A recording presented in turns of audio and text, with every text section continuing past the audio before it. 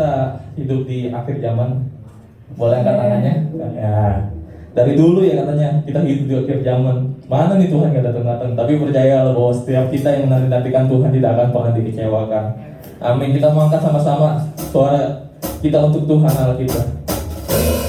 Mari bertepuk tangan, mari angkat suaramu, mari angkat hatimu ke hadapan Tuhan.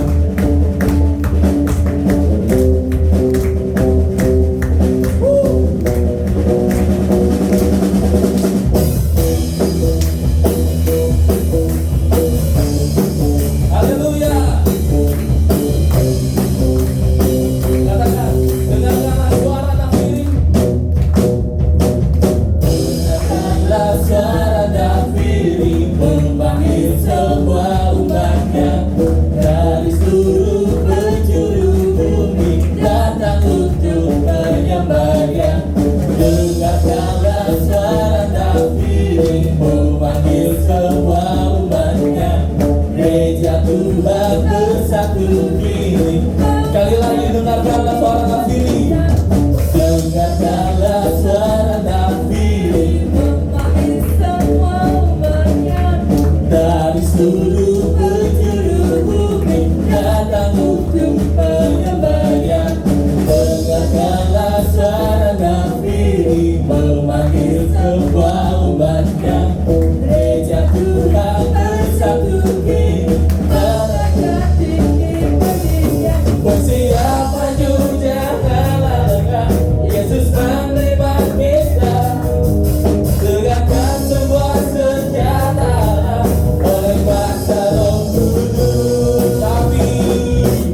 Api kemuliaannya tercurah dari surga, memenuhi kami semua. Bangkitlah api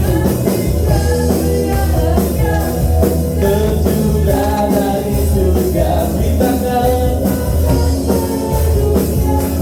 bahwa Yesuslah Raja Raja.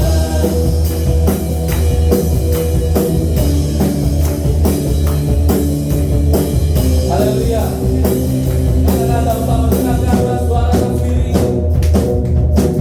Dengarkanlah suara nafiri memanggil semua umatnya. Dari seluruh penjuru bumi datang untuk penyembahnya. Dengarkanlah suara nafiri. Gereja Tuhan mengangkat tinggi pandingnya. Bersiap maju janganlah lengah, Yesus menembak kita. Gunakan semua senjata oleh kuasa Roh Kudus. Api kemuliaannya tercurah dari surga, memenuhi kami semua. Bangkitlah api, haleluya, tercurah dari surga.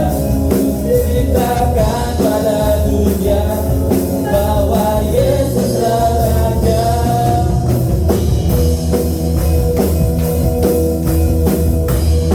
Katakan bersiap, bersiap maju janganlah lengah, Yesus menembak kita. Gunakan semua senjata oleh kuasa. Haleluya. Api kemuliaannya tercurah dari surga, memenuhi kami semua. Bangkitlah, katakan api tercurah dari surga, beritakan bahwa Yesuslah. Katakan cepat saja, kemuliaannya. Haleluya. Bangkitlah api.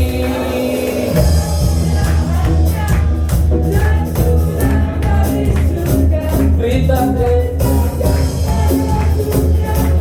bahwa Yesuslah Raja.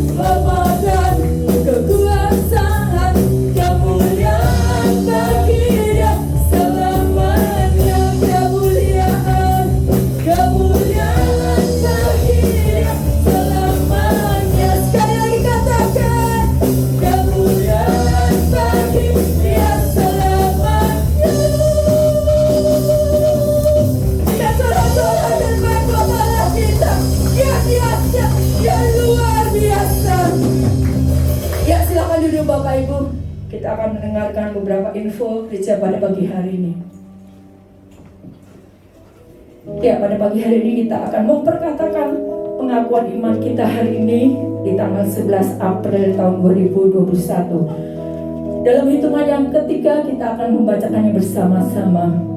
2, 3. Saya mengikuti teladan Yesus, yaitu setiap pagi saya bersekutu dengan Tuhan melalui doa. Saya percaya setiap jemaat kasih karunia yang ada di anak-anak, teens, youth maupun keluarga, setiap pagi bersekutu dengan Tuhan melalui doa, karena saya percaya doalah kekuatan kita untuk menjalani kehidupan ini. Ya, lanjut.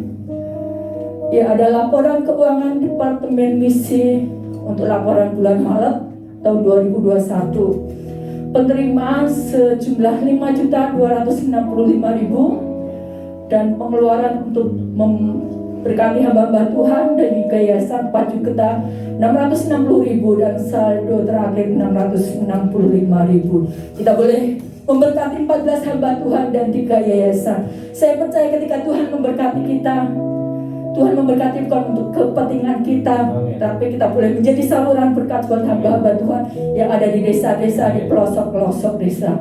Ya, lanjut. Mari saya undang untuk Bapak Ibu, kita boleh berdiri. Kita menjadi berkat melalui bangsa, melalui doa kita buat bangsa Indonesia dan juga buat kota kita tercinta, kota Jakarta.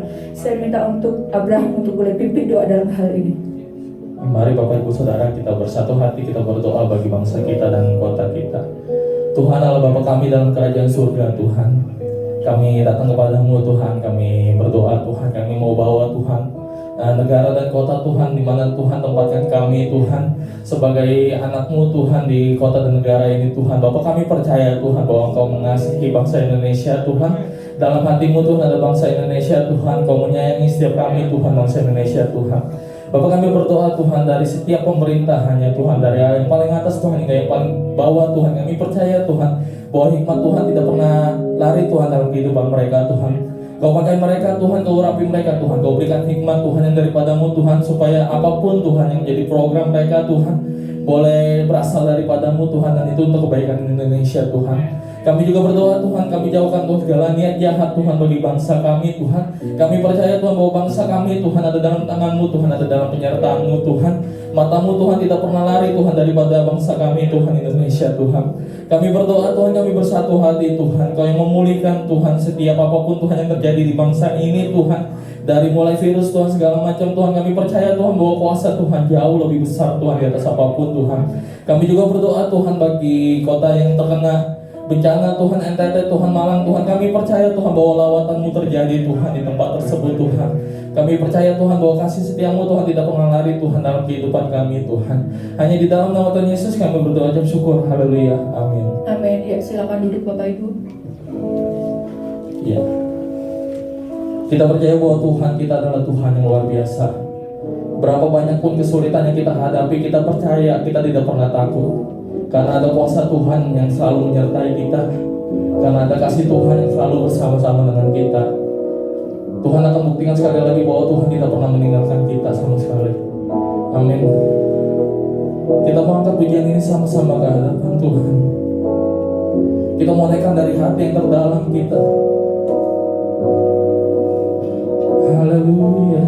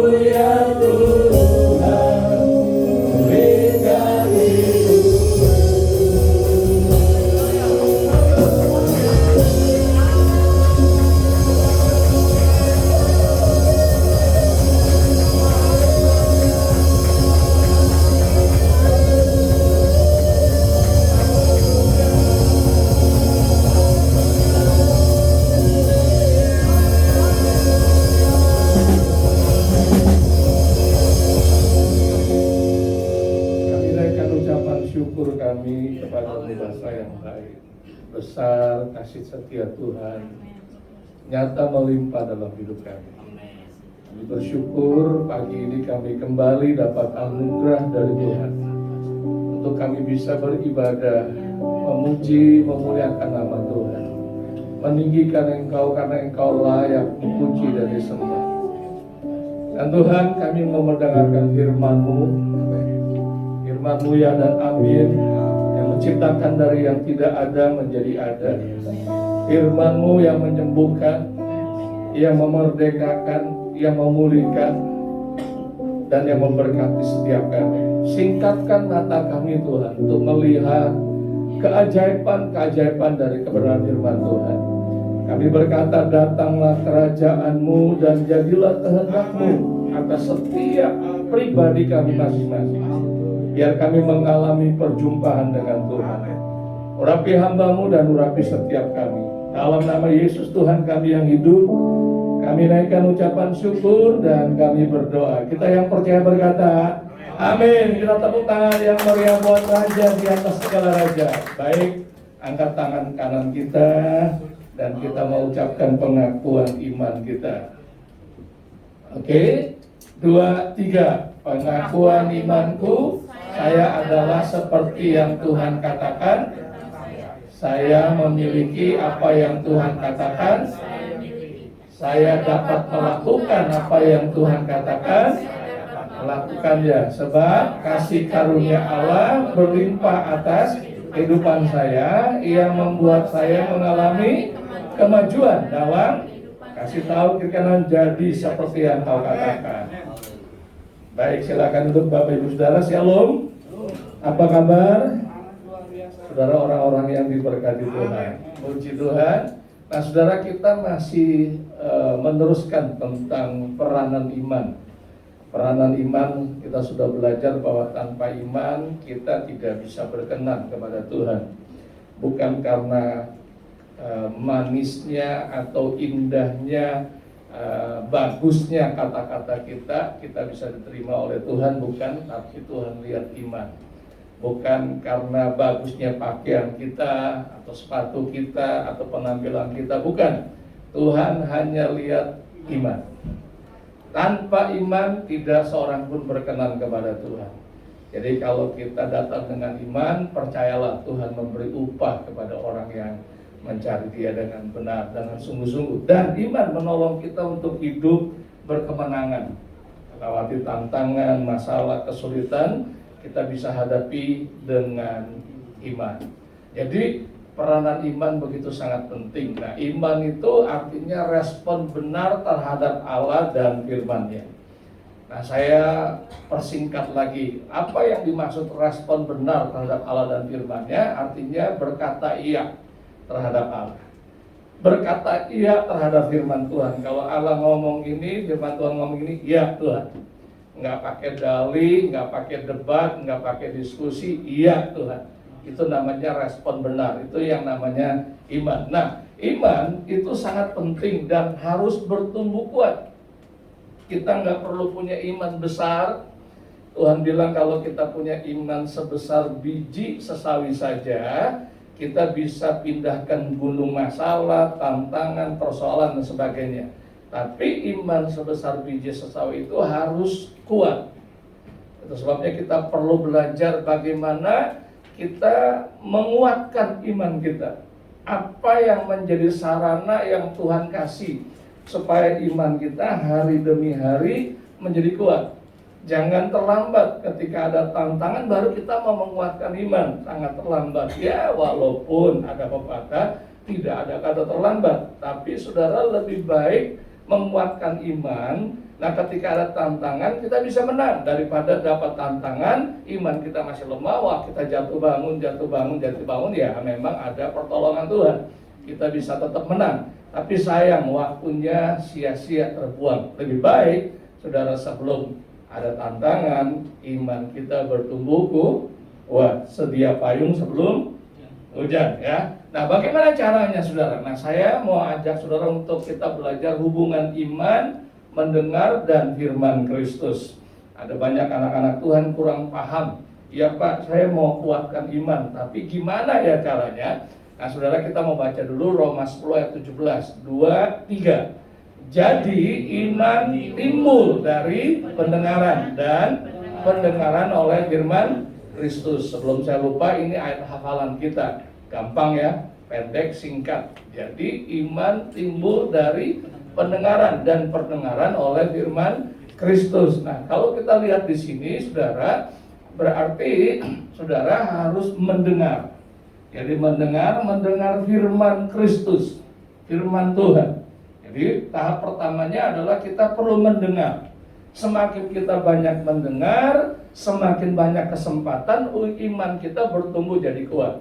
Semakin kita sedikit mendengar, semakin kesempatannya juga sedikit untuk kita bertumbuh dalam iman. Jadi saudara, mendengar itu terus menerus, tiap hari saudara. Harus kita latih pendengaran kita untuk mendengar firman Kristus. Kenapa? Kalau kita mendengar firman Tuhan, maka itu akan menimbulkan iman. Nah, bagi orang yang belum percaya, ketika mereka mendengar berita Injil bahwa Yesus sudah mati bagi mereka, mengampuni dosa mereka, menyelamatkan mereka, dan hidup kembali sebagai Tuhan dan Juru Selamat, ketika mereka dengar itu, maka muncullah iman. Jadi ketika mereka dengar berita Injil, maka muncullah iman. Dan iman itulah ketika dia tindak lanjuti, dia akan menerima kasih karunia dan diselamatkan. Nah, bagi kita yang sudah percaya, maksudnya apa? Munculnya iman atau timbulnya iman itu timbul dari pendengaran firman Tuhan. Nah, ketika kita mendengar firman Tuhan, itu akan memberi makan iman kita. Bukan menjadi besar, tapi menjadi kuat. Setiap kali kita dengar firman Tuhan, itu menguatkan iman kita. Jadi, untuk kita sebagai orang percaya, pentingnya mendengar, itu akan membuat iman kita bertumbuh kuat. Penting sekali. Nah, pertanyaannya Pak, mendengarnya seperti apa? Apakah cuma mendengar, lalu iman saya jadi kuat? Nah, ini juga penting untuk kita bahas sedikit. Saudara, dalam waktu Yesus dalam pelayanan di muka bumi, minimal ada 3 kelompok orang yang mendengar firman-Nya, yang mendengar perkataannya. Ada kelompok orang-orang Farisi, ahli-ahli Taurat yang pakai jubah, yang pakai baju panjang dan sebagainya. Yang kedua adalah orang-orang banyak, karena orang-orang banyak itu mengikuti Yesus kemanapun Yesus pergi. Bahkan kita tahu ada 5.000 laki-laki yang diberi makan, belum termasuk perempuan dan belum termasuk anak-anak. Itu kelompok yang kedua. Dan kelompok yang ketiga adalah murid-murid Yesus. Nah, ketiga kelompok ini mewakili kita sekarang. Sama-sama mendengar firman Tuhan, tapi tiga-tiganya punya akibatnya berbeda. Orang-orang Farisi dan ahli-ahli Taurat, mereka mendengar tapi tidak mengubahkan hidup mereka. Mereka tidak diselamatkan. Mereka dengar pengajaran Yesus, mereka dengar perkataan Yesus, mereka dengar. Nah, ini juga bisa mewakili kita. Jemaat datang ibadah tiap minggu, dengar firman Tuhan, kok nggak ngalami perubahan? Kenapa ya? Kan saya udah dengar. Katanya kalau saya mendengar firman, maka iman saya jadi kuat. Kok iman saya nggak jadi kuat ya? Ketika ada masalah, tantangan, saya jadi kecut, tawar hati, putus asa, kecewa, marah, dan sebagainya. Apa bedanya? Saya juga mendengar. Jangan-jangan kita mendengar gayanya ahli Taurat, orang-orang Farisi. Itu kelompok yang pertama. Kelompok yang kedua, yaitu orang banyak. Mereka juga dengar firman Tuhan. Ada yang gembira katanya, menerimanya. Wah, ini luar biasa. Yang begini belum pernah kita lihat. Perbuatan-perbuatannya ajaib, perkataannya, pengajarannya beda dengan orang-orang Farisi. Dia ngajarnya penuh dengan kuasa. Orang banyak. Tapi kalau kita lihat saudara, orang banyak itu juga tidak mengikut Yesus. Ketika Yesus ditangkap, diadili, hanya murid-muridnya saja, bahkan murid-muridnya saja semuanya meninggalkan dia. Ini kelompok yang kedua. Jangan-jangan kita juga masuk dalam kelompok yang kedua. Kita mendengar, kita menerima, gembira, tapi sementara tidak mengubah kehidupan kita. Nah, kelompok yang ketiga adalah murid-murid Yesus. Murid-murid Yesus mendengar firman Tuhan. Dan kita baca di dalam Alkitab, kalau saudara baca kisah para rasul dan seterusnya, murid-muridnya diubahkan oleh Tuhan, dipakai oleh Tuhan luar biasa. Nah, saya dorong Bapak Ibu Saudara, jangan sekedar datang ibadah. Datang ibadah bagus, puji Tuhan, itu sebagai tanda kita orang yang cinta Tuhan, rindu beribadah kepada Tuhan. Tapi lebih daripada itu, kita harus mendengar seperti murid-murid Yesus. Nah, itu sebabnya saya mau ajak saudara, apa sih yang dimaksud dengan mendengar itu? Jadi iman timbul dari pendengaran, dan pendengaran oleh firman Kristus. Kata pendengaran dalam bahasa aslinya itu punya beberapa arti yang meningkat dari tingkat pertama sampai tingkat selanjutnya. Itu kata mendengar. Jadi kita nggak boleh berhenti di tingkat pertama. Kalau kita berhenti di tingkat pertama, nggak sampai selesai, maka itu tidak akan menguatkan iman kita. Nggak bisa. Sama seperti ahli-ahli Taurat, dia dengar, tapi cuma sampai tingkat pertama saja. Nah, kita lihat saudara, tingkat pertama adalah memperhatikan. Sama seperti seseorang yang pakai teropong untuk melihat sesuatu dari jarak jauh untuk kelihatan lebih dekat. Jadi waktu kita mendengar firman, baik waktu kita baca atau dengar khotbah dan sebagainya, kita harus memperhatikan. Harus memperhatikan. Jangan izinkan apapun mengganggu konsentrasi kita. Di sini kunci pertamanya memperhatikan. Dengan teliti. Ini Pak Hendra, Pak Heri, Pak Bobi khotbahnya salah nggak ya? Sesuai gak dengan ajaran firman Tuhan ya? Sesat gak dan sebagainya? Itu mesti diperhatikan dengan sungguh-sungguh. Nah, orang-orang Farisi, ahli-ahli Taurat memperhatikan. Nah, kenapa mereka benci sama Yesus? Karena pengajarannya sangat berbeda dengan apa yang diajarkan oleh ahli Taurat. Yesus bilang kepada murid-muridnya, kamu ikuti ajarannya, tapi jangan perbuatannya. Kenapa yang diajarkan oleh ahli-ahli Taurat hanya sekedar teori, tapi Yesus bagi kehidupan? Perhatikan orang-orang Farisi itu, perhatikan, oh ini beda nih. Dia ngakunya anak Allah nih, Mesias. Padahal dia lahirnya di Nazaret. Nggak mungkin juru selamat itu lahir dari Nazaret. Makanya ketika Nathanael diberitahu, apa benar sesuatu yang baik datangnya dari Nazaret? Nggak mungkin ya. Kenapa? Karena nggak di dalam firman Tuhan. Jadi memperhatikan itu penting. Jadi saudara waktu dengar khotbah, perhatikan, serius. Apalagi sekarang kan khotbahnya ya 30 menit. Kadang-kadang kurang, kadang-kadang lebih dikit ya 5-10 menit lah. Nggak lama-lama. Kenapa saudara? Karena daya kemampuan manusia tidak bisa dengar lama-lama. Tidak bisa dengar lama-lama. Dia mesti ada break. Nah, 15 menit break, 15 menit break, 15 menit break gitu. Nah, karena ini 1,5 jam ya udahlah, saya nggak usah pakai intermezzo break gitu ya. Tapi sebetulnya otak kita itu dirancang nggak bisa dengar banyak, nggak bisa dengar lama. Tapi kita perlu konsentrasi, perhatikan apa yang Tuhan bicarakan ya. Saudara harus percaya bahwa kami ini dipakai Tuhan untuk menyampaikan firman Tuhan. Bukan saya yang ngomong, Tuhan yang ngomong. Bisa saja dalam menit-menit pertama nggak jawab kebutuhan, tapi belum tentu dalam menit berikutnya nggak jawab kebutuhan. Tuhan tahu setiap kebutuhan kita masing-masing. Itu sebabnya ketika kita perhatikan dengan benar, nanti Tuhan ngomong secara pribadi. Nah, itulah yang disebut rema buat kita, buat pribadi kita masing-masing. Nah, saudara, ini tahap pertama. Tapi kita nggak boleh berhenti di memperhatikan doang. Kita mesti masuk ke tahap berikutnya, mempertimbangkan. Mulai ada banyak pertanyaan, apa benar ya Tuhan? Masa sih Tuhan begini? Kenapa saudara harus gali itu? Benar gak apa kata Pak Hendra ini? Katanya iman itu begitu penting. Kalau saya nggak datang kepada Tuhan dengan iman, Tuhan nggak terima saya. Nah, saudara mesti pertimbangkan tujuannya apa? Supaya saudara gali firman Tuhan tersebut. Kenapa firman Tuhan menggambarkan orang percaya itu seperti domba? Kenapa saudara? Karena domba cara makannya itu berbeda dengan binatang-binatang yang lain. Domba itu makan rumput, masuk ke mulut, masuk ke perut, lalu dia cari tempat yang tenang, dia keluarin lagi tuh.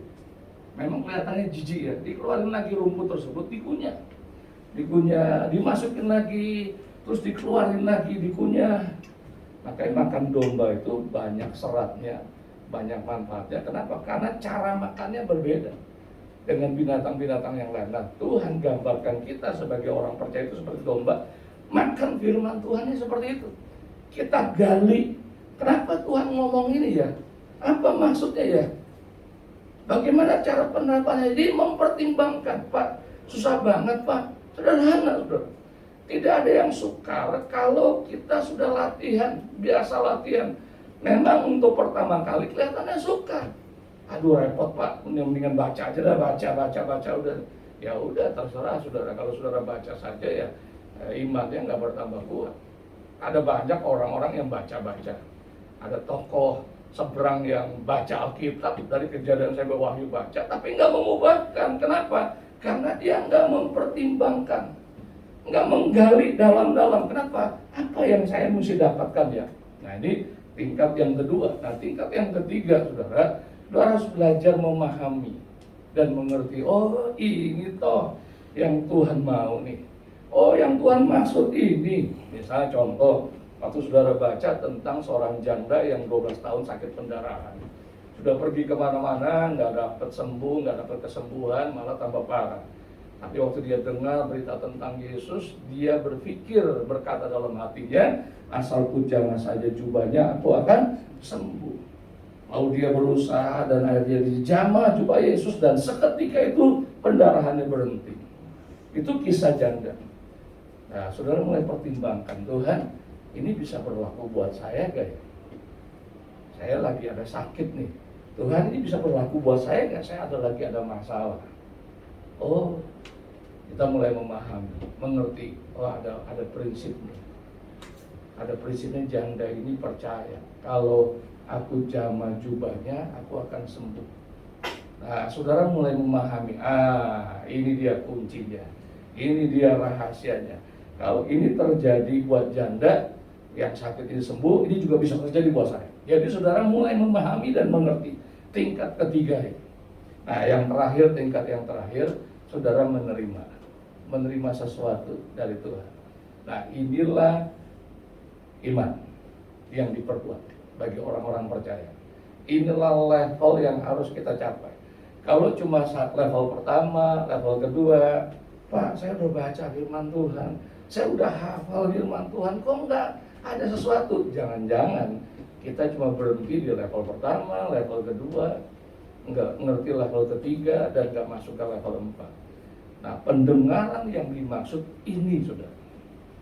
Jadi beralih dari level pertama hukum Taurat ahli Farisi cuma sekedar memperhatikan benar salah ya, lalu mempertimbangkan kayaknya salah nih, tidak mengerti maksud dari firman Tuhan tersebut dan tidak menerima. Abi murid-muridnya belajar dari tahap pertama, kedua, ketiga, dan keempat. Nah, saya akan lanjutkan, saudara. Sebentar lagi selesai, ini sangat penting, saudara. Jadi waktu kita mendengar firman Tuhan, waktu kita baca firman Tuhan, dengar khotbah, waktu kita baca, waktu saudara baca, biarlah bersuara dikit kecil supaya saudara dengar dengan telingamu, lalu saudara mulai masuk proses ini, mempertimbangkan, memahami, mengerti, dan akhirnya menerima. Nah, saya akan ajak saudara untuk kita lihat, mendengar Tuhan berbicara melalui firman Tuhan. Memang Tuhan punya banyak cara. Tuhan bisa bicara pakai alam, Tuhan bisa bicara pakai orang lain, Tuhan bicara pakai mimpi, pakai penglihatan, bisa semuanya. Tapi saudara, yang paling sering Tuhan gunakan adalah firman. Kenapa? Karena memang Tuhan paling sering. Kenapa? Karena firman itu adalah Tuhan sendiri. Jadi waktu kita baca firman Tuhan, sebenarnya Tuhan lagi ngomong sama kita. Ini prinsipnya, bukan sekedar kita baca. Jadi waktu kita baca firman Tuhan, Tuhan lagi ngomong sama kita secara pribadi. Oh, Tuhan lagi ngomong, walaupun pakai kasus orang lain, walaupun pakai peristiwa atau situasi orang lain, tapi sebetulnya Tuhan lagi ngomong. Nah, ini harus punya konsep dulu nih. Kenapa? Kalau kita nggak pakai konsep itu, ini kan Tuhan lagi ngomong sama si A, Tuhan lagi ngomong sama si B, ini Tuhan lagi ngomong sama Petrus, sama Esther dan sebagainya. Enggak, Tuhan lagi ngomong sama saya pribadi. Nah, saudara, kita mau lihat apa. Nah, Saudara kembali, ingat mendengar itu tujuannya memperhatikan, mempertimbangkan, memahami atau mengerti dan menerima. Katakan 2, 3. Memperhatikan, mempertimbangkan, memahami atau mengerti dan menerima. Itu waktu kita baca atau kita dengar khotbah. Jadi kalau saya dengar khotbah siapapun, saya tangkap ini dulu. Tuhan lagi ngomong sama saya. Dan saya mesti perhatikan. Dan saya mesti pertimbangkan, saya mesti ngerti artinya. Sebab kata firman Tuhan, kalau saya nggak ngerti, benih itu hanya jatuh di pinggir jalan, dan nanti burung-burung akan makan benih firman Tuhan, dan saya nggak dapat apa-apa. Saya mesti ngerti dan saya harus menerima. Nah sebetulnya cara ini saya udah temukan lama dan saya udah bagikan kepada jemaat melalui good news setiap hari. Tapi sayang, karena mungkin kita nggak ngerti, jadi ya biasa-biasa aja. Saya paling menikmati sudah. Tiap pagi sebelum saya baca Alkitab yang lain, saya ambil good news. Bayangin sudah. Saya buat good news. Saya ketik, gitu kan. Sementara Pak Bobi belum bisa pakai komputernya, saya masih kerjakan. Sudah tahu? Ada beberapa kali kan salah ya, salah ketik, salah tanggal, salah ayat dan sebagainya. Dan itu mendorong saya ngulang lagi. Saya baca lagi, perhatikan kalau ada ayat yang salah, kata-kata yang salah sekali. Saya baca lagi. Jadi kadang-kadang saya baca 2-3 kali untuk periksa. Baru saya masukin ke PDF, lalu disebar nanti sama Ibu Vivi dan sebagainya. Jadi saya baca itu 3-4 kali.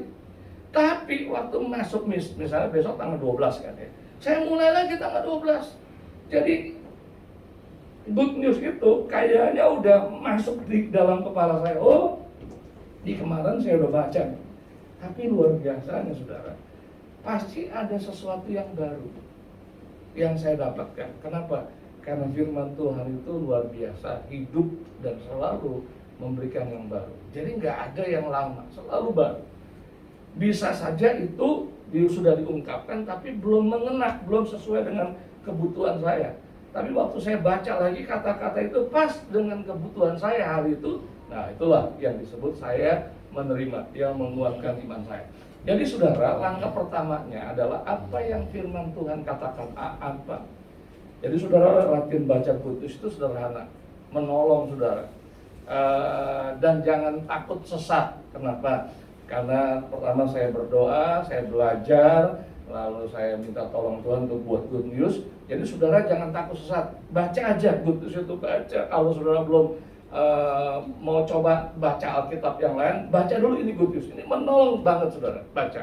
Apa sih yang Tuhan katakan? Oh, misalnya contoh hari ini contohnya apa? Yesus pagi-pagi benar dia pergi keluar ke tempat sunyi dan berdoa. Saya tulis Yesus bangun pagi-pagi benar lalu dia pergi berdoa.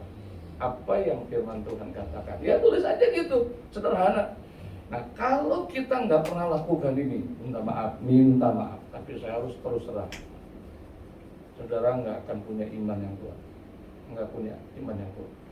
Saudara hanya level mendengar seperti orang Farisi dan ahli Taurat saja. Saudara harus masuk apa yang firman Tuhan katakan. Oke. Yang kedua, saudara, lalu korelasikan, hubungkan dengan hidup kita. Bagaimana dengan saya ya? Waduh, saya sih kadang-kadang bangun pagi, kadang-kadang siang. Itu juga kalau bangun pagi saya nggak berdoa. Saya setel TV, atau saya buka handphone, atau saya langsung kerja, langsung masak dan sebagainya. Waduh, saya nggak sesuai nih dengan apa yang firman Tuhan. Saudara tulis, Tuhan, kayaknya saya belum sesuai dengan apa yang kau lakukan. Saya pagi-pagi, saya bukan cari Tuhan, berdoa, baca firman Tuhan, saya langsung beresin rumah, saya langsung mikirin pekerjaan, saya langsung lihat TV dan sebagainya. Sudah terus saja, bagaimana dengan saya? Tapi kalau saudara, iya Tuhan, puji Tuhan, saya udah mulai bangun pagi nih. Ya kira-kira udah 2 minggu saya rutin dibangun pagi. Puji Tuhan atas pertolongan. Nah, saudara, firman Tuhan yang kita baca itu kita hubungkan dengan kita. Kenapa? Ya memang tujuannya itu. Segala tulisan yang diilhamkan oleh Allah memang bermanfaat untuk mengajar, mendidik orang, menyatakan kesalahan, memperbaiki kelakuan. Itu tujuannya. Jadi waktu kita baca, si Tuhan pakai situasi, pakai topik apapun, tujuannya apa? Membentuk kehidupan kita. Supaya hidup kita semakin berkenan di hadapan Tuhan, dan tentu ada berkat-berkat yang akan kita terima. Bagaimana dengan saya? Nah, lalu yang ketiga, buat komitmen. Nah, Tuhan, terima kasih buat firman Tuhan. Hari ini saya buat komitmen. Pagi ini saya buat komitmen. Besok pagi saya bangun. Entah jam 6, jam 7. Tapi yang pertama saya lakukan adalah saya berdoa. Yang pertama saya lakukan adalah saya mencari Tuhan. Yang pertama saya lakukan adalah saya memuji, menyembah Tuhan. Sudah tulis komitmennya. Itu berarti apa? Saudara memahami, mengerti, wah ternyata ini memang saya harus lakukan. Nah, sekarang bagian saudara menerima, saudara doakan, Tuhan, terima kasih buat firman-Mu. Yesus sudah jadi teladan. Saudara tulis saja. Saudara tulis saja di catatan buku kah? Kalau saudara nggak biasa tulis di handphone, tulis di buku. Nah, saudara, ini langkah-langkah yang memang harus kita lakukan. Bukan orang-orang yang sekolah teologi yang enggak, saudara, banyak orang-orang teologi juga belum tentu lakukan itu. Dan akibatnya mereka bisa ngajar, tapi nggak bisa mengubah kehidupan. Nah, saya nggak mau jadi orang yang belajar teologi, tapi saya nggak bertumbuh kuat di dalam iman. Makanya saya lakukan itu. Tiap pagi saya lakukan itu. Saya berdoa, menyembah, memuji Tuhan. Sama istri saya turun ke bawah, sudah di kamarnya, kami menyembah masing-masing. Sudah selesai, saya berdoa syafaat dan sebagainya, saya ambil iPad saya buka Good News. Buka Good News, saya lakukan A, B, C, D. Saya lakukan. Ini udah jadi kebiasaan saya. Udahlah Tuhan, saya udah tahu nggak usah tulis. Enggak, saya tulis sudah. Kenapa saya tulis? Supaya saya tahu apa yang saya dapatkan. Supaya saya tahu apa yang Tuhan bicarakan buat saya. Dan supaya saya tahu apa yang Tuhan janjikan buat saya. Itulah yang membuat iman kita menjadi kuat. Jadi Bapak Ibu Saudara, jangan sia-siakan hidup kita. Jangan sia-siakan waktu kita beribadah. Perhatikan apa yang Tuhan katakan. Tujuannya buat saya apa? Kenapa? Karena setiap kali kita baca firman Tuhan, Tuhan mau ngomong sama kita. Kenapa? Karena ini Tuhan sendiri. Jadi saya lakukan. Dan luar biasa, sangat luar biasa. Bukan berarti saya nggak ada masalah, bukan berarti saya nggak ada tantangan, banyak. Tapi beda. Cara menghadapinya beda. Kenapa?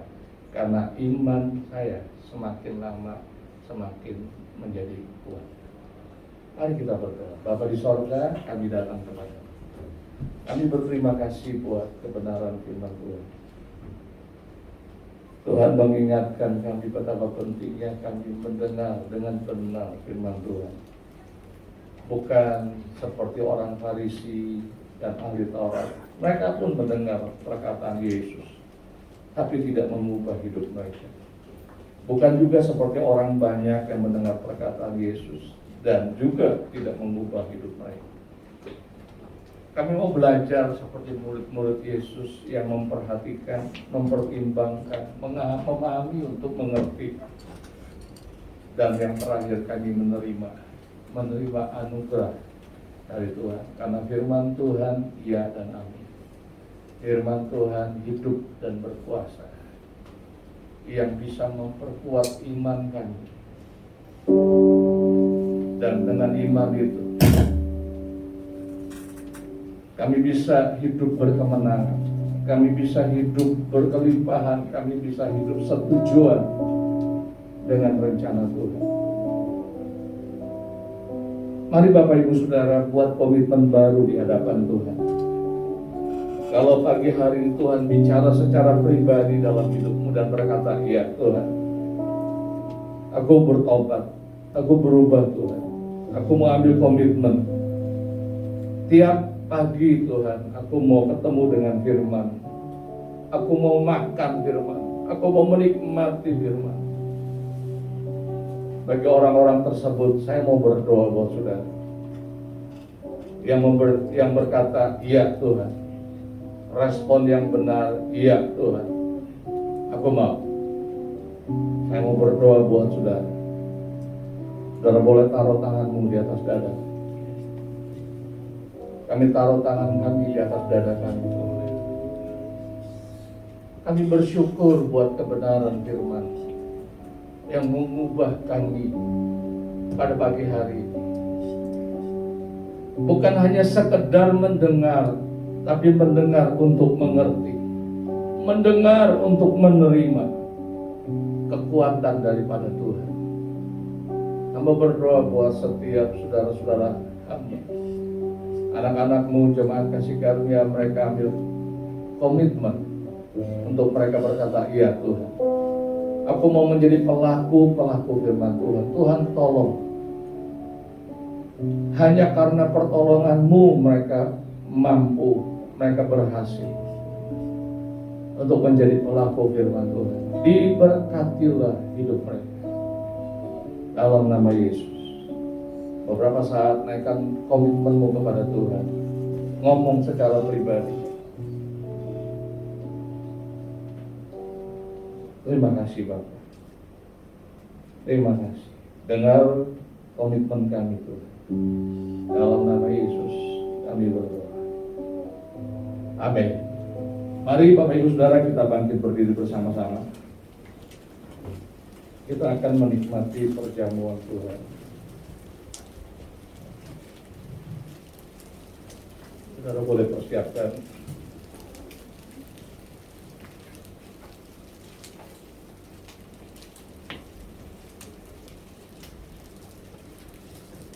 Oke, saudara boleh angkat tangan kanan yang memegang roti yang menggambarkan tubuh Yesus.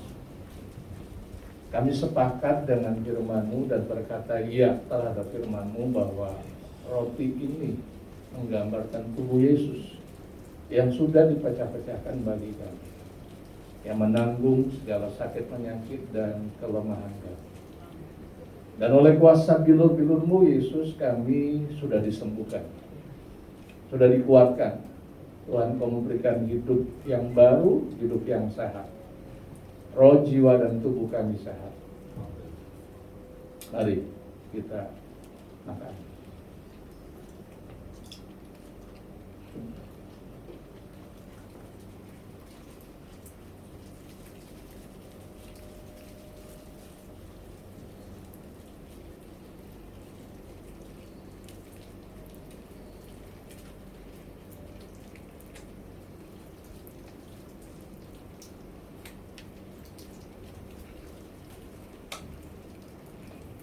Lalu saudara boleh angkat tangan kanan memegang cairan anggur yang menggambarkan darah Yesus. Kami sepakat dengan firman Tuhan dan berkata ya, bahwa anggur di kanan kami ini menggambarkan darah Yesus yang sudah tercurah bagi kami, mengampuni kami, menghapus segala dosa dan pelanggaran kami, menyucikan, menguduskan, membenarkan kami, menjadikan kami menjadi anak-anak Allah, ahli waris kerajaan sorga.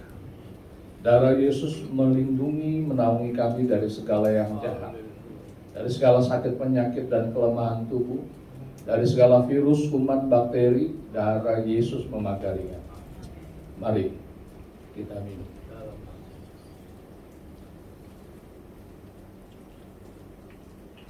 Beberapa saat naikkan ucapan syukur kita kepada Tuhan. Tuhan, Engkau baik bagi kami, luar biasa. Kami mengasihi-Mu Tuhan. Engkaulah segala-galanya dalam hidup kami. Terima kasih Bapak. Kami mau bertumbuh di dalam iman. Iman kami mau menjadi kuat dalam Tuhan. Kami mau menikmati firman Tuhan, makan firman Tuhan setiap hari. Mari Bapak Ibu Saudara, arahkan hatimu dan angkatlah kedua tanganmu kepada Bapa di sorga. Bapa yang baik, yang selalu memberikan yang baik kepada kita anak-anaknya. Diberkatilah hidupmu, rumah tanggamu, orang tuamu, pasangan hidupmu, anak-anak. Tuhan menyertai engkau dengan hikmat, akal budi, kemampuan, perlindungan dan penyertaan Tuhan nyata dalam hidup. Perjalananmu adalah perjalanan yang diberkati Tuhan, yang dibuat Tuhan berhasil, beruntung, dan engkau berbahagia. Engkau jadi kesaksian bagi banyak orang. Engkau akan mengembang ke kanan ke kiri, engkau akan tetap naik dan tidak akan turun, karena Tuhan telah menetapkan engkau menjadi kepala dan bukan menjadi ekor. Dimanapun engkau berada, nama Tuhan dipermuliakan. Pulanglah, terimalah berkat dari Bapa di sorga melalui Tuhan Yesus Kristus yang telah menyelamatkan, mengampuni, menebus, memberikan hidup kekal, berkelimpahan, berkemenangan, dan hidup yang sehat. Dan terimalah pimpinan, penyertaan, urapan, hikmat, kuasa Roh Kudus dari sekarang sampai selama-lamanya, sampai Tuhan Yesus datang kembali menjemput kita semua.